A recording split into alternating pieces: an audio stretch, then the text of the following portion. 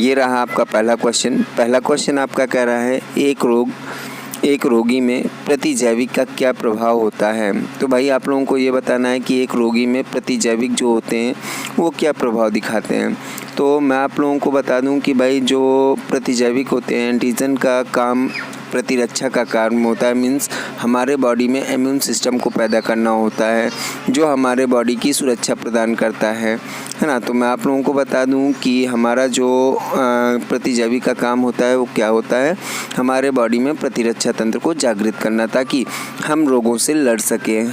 जो रोग हमें होते हैं या जो रोग जिन रोगों से हम ग्रसित होते हैं उनके प्रति एंटीबायोटिक वो बना सके। तो इसका काम जो होता है वो होता है प्रतिरक्षा तंत्र को बढ़ाना। ठीक है, तो ध्यान रखिएगा। तो इसमें आपका आंसर कौन सा सही है? Second number. ध्यान रखिएगा आप लोगों का जो आंसर सही है वो कौन सा है, सेकंड नंबर का आपका आंसर सही है। तो चलिए बढ़ते हैं अपने दूसरे क्वेश्चन की ओर। तो दूसरा क्वेश्चन आपका ये सेकंड क्वेश्चन है आपका, मेरुदंड में हड्डियों की संख्या कितनी होती है। तो भाई आप लोगों को तो पता ही होगा कि मेरुदंड में हड्डियों की संख्या कितनी होती है। तो मैं चाहूँगा कि इस क्वेश्चन को आप लोग खुद बताएं क्योंकि ये तो नॉर्मल क्वेश्चन है जो आप लोगों को पता ही होगा।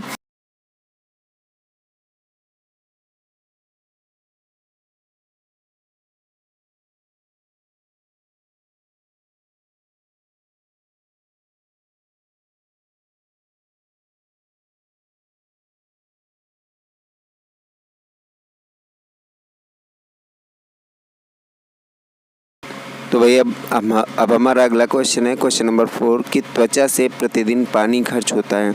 जो हमारी स्किन होती है, हमारी स्किन से पानी कितना खर्च होता है। तो ध्यान रखिएगा इसका जो आंसर है आंसर नंबर ए, हमारी त्वचा से जो पानी होता है वो 400 ml खर्च होता है। प्रतिदिन 400 ml पानी खर्च होता है, ध्यान रखिएगा। अब हमारा अगला क्वेश्चन है क्वेश्चन नंबर 5 कि भाई फूल, फल तथा बीज धारण करने वाले पौधे क्या कहलाते हैं। तो मैं आप लोगों को बता दूं कि भाई जो हमारे ऐसे पौधे हैं जो फूल भी धारण करते हैं, फल भी बनाते हैं और बीज का निर्माण भी करते हैं, ऐसे पौधों को हम एंजियोस्पर्मिक प्लांट कहते हैं। ध्यान रखिएगा एंजियोस्पर्मिक प्लांट ऐसे समूह के पौधों में जड़, तना, पत्ती, फूल, फल एवं बीज सभी उपस्थित होते हैं। बीज फल के अंदर ही बनता है। तो ध्यान रखिएगा कि जो बीज होता है वो कहाँ बनता है, फल के अंदर ही बनता है। ठीक है, जो फ्लावर होता है उसमें पाई जाने वाली जो गाइनोसियम होती है वो किस में कन्वर्ट हो जाती है, मैच्योर फ्रूट में कन्वर्ट हो जाती है। और जब फल हमारा मैच्योर हो जाता है तो उस फल के अंदर सीड का निर्माण हो जाता है। तो ध्यान रखिएगा कि ऐसे पौधों को हम क्या कहते हैं, ऐसे पौधों को हम एंजियोस्पर्मिक प्लांट कहते हैं। तो ध्यान रखिएगा कि एंजियोस्पर्मिक प्लांट क्या होते हैं, ऐसे पौधे जिनमें फल, फूल और बीज तीनों पाया जाता है, ऐसे पौधों को हम एंजियोस्पर्मिक प्लांट कहते हैं। ओके स्टूडेंट्स, चलिए देखते हैं अपना अगला क्वेश्चन क्वेश्चन नंबर 6 की क्या कहता है। क्वेश्चन नंबर 6, वे पौधे जो अपना खाना स्वयं बनाते हैं, ऐसे पौधों को क्या कहते हैं। तो ध्यान रखिएगा वे पौधे जो अपने भोजन का निर्माण स्वतः करते हैं, ऐसे पौधों को हम क्या कहते हैं, ऑटोट्रॉप्स कहते हैं। तो ध्यान रखिएगा ऑटोट्रॉप्स वे पौधे होते हैं जो अपने भोजन का निर्माण स्वतः करते हैं। तो ध्यान रखिएगा ऐसे पौधे जिनमें क्लोरोफिल होता है, क्लोरोप्लास्ट पाया जाता है, जो हरे होते हैं। ठीक है, ऐसे पौधे हमारे क्या कहलाते हैं, ऑटोट्रॉप्स कहलाते हैं। ऑटोट्रॉप्स के अंतर्गत वे सारे पौधे आते हैं जिनमें क्लोरोप्लास्ट पाया जाता है, अर्थात ऐसे पौधे जो हरे दिखाई देते हैं। बट ध्यान रखिएगा कुछ ऐसे पौधे भी होते हैं जो दूसरे पौधों पर आश्रित रहते हैं अपने भोजन के लिए।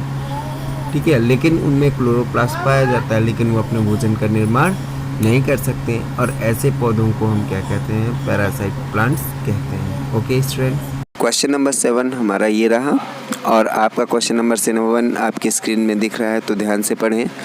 निम्नलिखित में से द्विबीजपत्री कौन सा है। तो चलिए बताइए भाई कि निम्न में से द्विबीजपत्री किसको कहते हैं, घास को, आम को, मकई को, या आपका लास्ट आंसर है इनमें से कोई नहीं।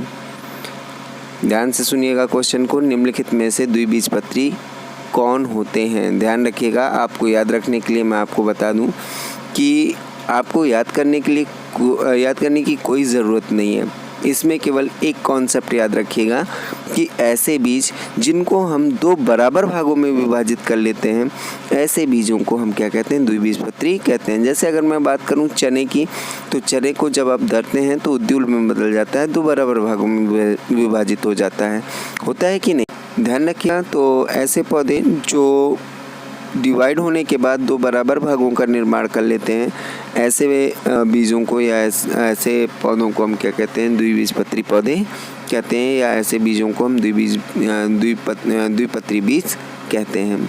ओके स्टूडेंट्स, तो इसका आंसर तो आपको मिल ही गया होगा कि इनमें से कौन सा ऑप्शन आपका सही है। ए नंबर घास, क्या घास हमारा द्विबीजपत्री है? नहीं। आम की भाई गुठली होती है, वो एक सीड है ना, तो क्या आप उसको 2 बराबर भागों में बांट सकते हैं? जी हाँ, इसको हम 2 बराबर भागों में विभाजित कर सकते हैं। तो ध्यान रखिएगा इसका आंसर क्या होगा, आम। तो इसका सही आंसर होगा बी, आम। तो आपका आंसर बिल्कुल सही है, आम हमारा द्विबीजपत्री है और इसको 2 बराबर भागों में विभाजित किया जा सकता है। तो आपके अकाउंट में 1 नंबर ऐड किए जाते हैं। चलिए देखते हैं हमारा अगला क्वेश्चन।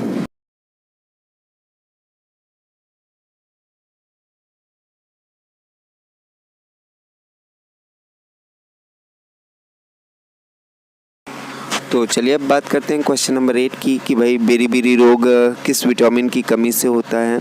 तो आप लोगों ने विटामिन के बारे में तो पढ़ा ही होगा कि विटामिन हमारी 2 प्रकार की होती हैं, वसा में घुलनशील विटामिन और जल में घुलनशील विटामिन, है ना। उन्हीं विटामिन में से ये पूछ रहा है कि बेरी-बेरी रोग किस विटामिन की कमी से होता है। तो ध्यान रखिएगा भाई कि बेरी-बेरी रोग जो होता है वो किसकी कमी से होता है।